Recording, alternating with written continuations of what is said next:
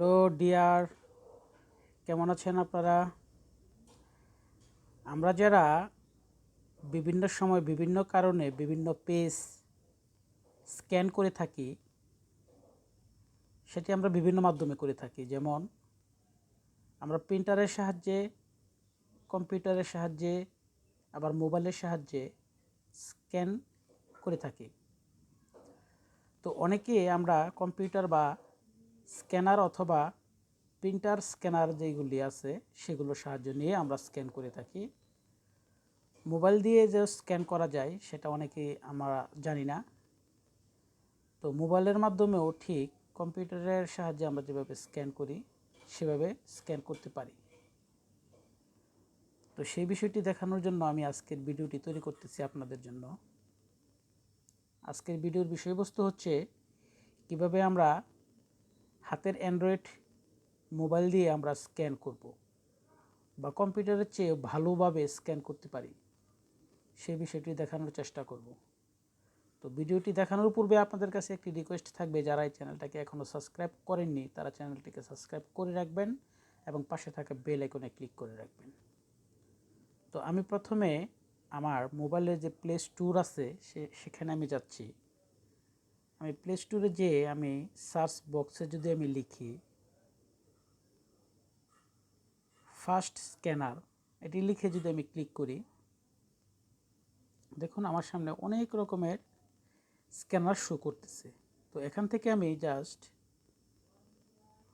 এই স্ক্যানারটিকে আমরা ডাউনলোড করব। এখানে দেখুন লেখা আছে fast scanner PDF scan apps. আমরা এটা এখান থেকে ডাউনলোড করে নেব। আমি ডাউনলোড অপশনটিতে যাওয়ার জন্য আমি অ্যাপসটির উপরে ক্লিক করলাম। তারপর দেখুন এখানে ইনস্টল যে লেখাটা আছে আমরা এখানে ক্লিক করব। আমি ইনস্টলে ক্লিক করলাম।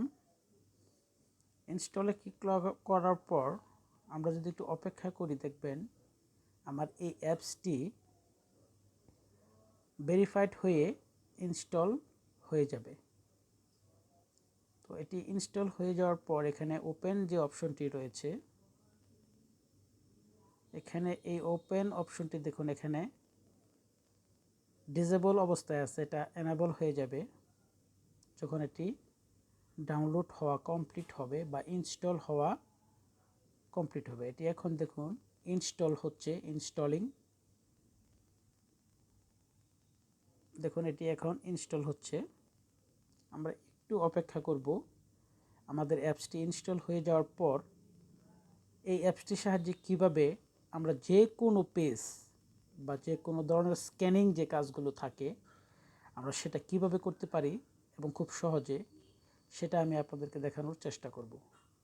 দেখা যায় আমরা অনেক সময় অনেক জায়গায় থাকি যেখানে আমাদের হাতের পাশে কম্পিউটার অথবা স্ক্যানার মেশিন থাকে না, বা প্রিন্টার মেশিন যেটা দিয়ে স্ক্যান করা যায় সেরকম মেশিনগুলি আমাদের হাতের কাছে থাকে না বা পাওয়া যায় না। কিন্তু আমাদের হাতে অ্যান্ড্রয়েড মোবাইলটা সবারই থাকে। তো সেক্ষেত্রে আমরা কম্পিউটার বা স্ক্যানার মেশিন অথবা যে সকল প্রিন্টারের সাহায্যে আমরা স্ক্যান করতে পারি ওদের চেয়েও ভালোভাবে মোবাইলের সাহায্যে যে স্ক্যান করা যায় সেই বিষয়টি আমি আপনাদেরকে দেখানোর চেষ্টা করতেছি। দেখুন এটি ইনস্টল হয়ে গেল। এখন আমি এখান থেকে এই ওপেন অপশনটিতে আমি ক্লিক করব। আমি ওপেন অপশনটিতে ক্লিক করার পর এখানে কিছু পারমিশন চাচ্ছে, এটি আমি অ্যালাউ করে দেব। আমি এটা অ্যালাউ করে দিচ্ছি। অ্যালাউ করে দেওয়ার পর দেখুন আমার অ্যান্ড্রয়েড 11 এটি এখানে ওকে হয়ে গেলাম। জাস্ট উপরে যে টিক চিহ্নটি রয়েছে আমি এই টিক অপশনটিতে আমি ক্লিক করব। দেখুন আমি টিক অপশনটিতে আমি ক্লিক করব। আমি এটাতে ক্লিক করলাম। আমার ফার্স্ট স্ক্যানার যে অ্যাপসটি আছে সেটি এখন স্ক্যান করার জন্য প্রস্তুত। তো এখান থেকে আমি এখানে যে ক্যামেরার মতো যে অপশনটি রয়েছে নিচে একেবারে দেখুন, আমি মার্ক করে দেখাচ্ছি আপনাকে। এই অপশনটিতে আমি ক্লিক করব ক্যামেরাতে। আমি এটাতে ক্লিক করার পর দেখুন আমার ক্যামেরা এখানে ওপেন হয়ে গেল। একটি পেজ এখানে শো করতেছে। দেখুন আমি যদি এখন এই পেজটিতে স্ক্যানার বা স্ক্যান করতে চাই, তো এটা আমি খুব সহজেই করতে পারবো। আমি এখানে নিচের অপশনগুলো আমি আপনাকে দেখাচ্ছি। দেখুন এখানে একটি অপশন রয়েছে, এটি হচ্ছে ফ্ল্যাশ লাইটের। আপনি যদি ফ্ল্যাশ লাইট ব্যবহার করতে চান তাহলে এটিতে এই ক্রস চিহ্নটি উঠিয়ে দেবেন। আর এখানে এই অপশনটি হচ্ছে আমাদের ক্লিক করার জন্য, ক্যামেরাতে ছবি ওঠানোর জন্য বা স্ক্যান করার জন্য। স্ক্যান করার জন্য আমরা এই অপশনটিতে ক্লিক করব। তো আমি এই অপশনটিতে আমি ক্লিক করছি। দেখুন আমি এটাতে ক্লিক করলাম। ক্লিক করার পর দেখুন আমার এটি স্ক্যান হয়ে গেল। স্ক্যান হয়ে যাওয়ার পর আপনি এটাকে এখান থেকে ছোট বড় করতে পারবেন। এখান থেকে যতটুকু লাগে ততটুকু অপশন আপনারা নিতে পারবেন। দেখুন এভাবে নাড়াচাড়া করা যায়। তারপর আমি এখান থেকে এই অপশনটিতে, এই টিক অপশনটিতে আমি ক্লিক করব। আমি এটাতে ক্লিক করলাম। এটাতে ক্লিক করার পর দেখুন এখানে আমার স্ক্যান করার যে পেজটি সেটি চলে আসছে।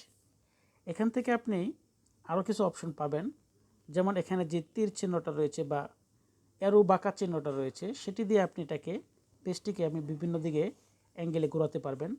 দেখুন আমি এটা উপর নিচ করে নিচ্ছি। তারপর দেখুন নিচে কিছু অপশন রয়েছে। এখানে যে অপশনগুলো রয়েছে সেই অপশনগুলো দ্বারা আপনি এই পেজটিকে আরও ডিপ বা আরও লাইট এরকম করতে পারবেন। দেখুন আমি যদি হোয়াইটে ক্লিক করি, এটা কিন্তু আরও হোয়াইট হয়ে গেল। তারপর যদি আমি এখানে আরেকটু এদিকে ক্লিক করি, দেখুন এটা একটু ব্ল্যাক হয়ে আর একটু ক্লিয়ার হলো। আমি যদি আরেকটু ব্ল্যাকে ক্লিক করি, দেখুন আরও ক্লিয়ার হচ্ছে এটি।